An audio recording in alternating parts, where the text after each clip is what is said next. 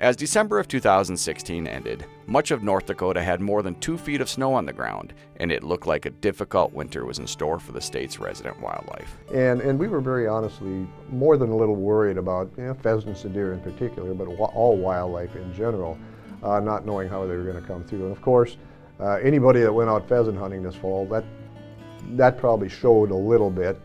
Deer populations seemed to came through it quite a bit better.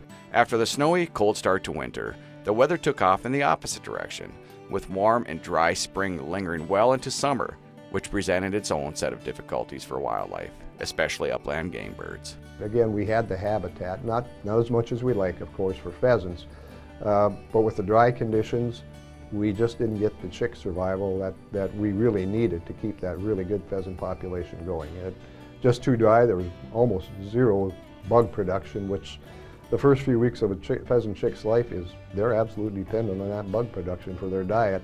Despite the rough start to winter and the dry summer conditions, the state had some impressive outdoor highlights for 2017 as well.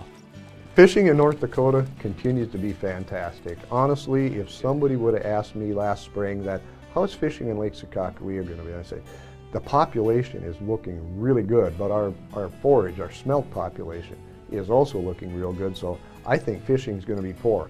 Boy, was I wrong, because fishing in Sakakawea was tremendous. And of course, we have these small lakes around the state that just continue to produce quality fisheries. And the deer population is heading in the right direction, too.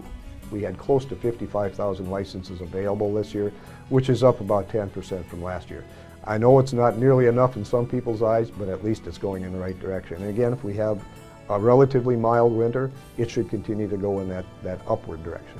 While winter weather will always influence North Dakota's wildlife populations, Steinwand says a lot of good habitat is the key to keep things heading in the right direction. This is Mike Anderson in the North Dakota Outdoors.